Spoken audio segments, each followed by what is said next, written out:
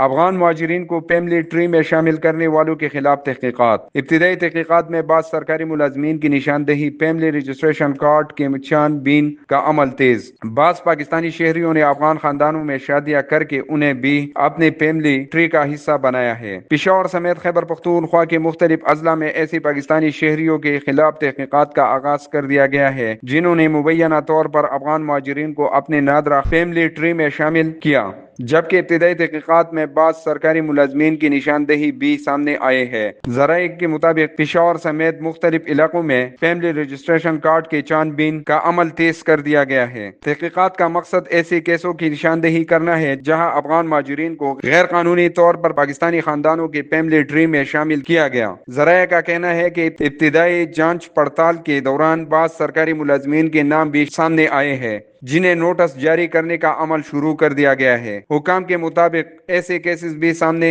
آئے ہیں جہاں مہاجر والدین کے بچوں کو پاکستانی ظاہر کیا گیا، جبکہ کچھ معاملات میں مہاجرین کو قریبی رشتہ داروں کے طور پر فیملی کارڈ میں شامل کیا گیا۔ مزید بتایا گیا ہے کہ بعض پاکستانی شہریوں نے افغان خاندانوں میں شادیاں کر کے انہیں بھی اپنے فیملی ٹری کا حصہ بنایا ہے، جبکہ افغان کاروباری مہاجرین کو بھی بعض کیسوں میں خاندانوں کے افراد کے طور پر ظاہر کیا گیا۔ ذرائع کے مطابق ایسے تمام افراد کے خلاف سخت قانونی کارروائی کا آغاز کر دیا گیا ہے، جبکہ متعلقہ ریکارڈ کی مکمل جانچ کے بعد مزید اقدامات کیے جائیں گے۔ حکام کا کہنا ہے کہ غیر قانونی اندراجات کے خاتمے اور ریکارڈ کی درستگی کے لیے یہ کارروائیاں جاری رہے گی۔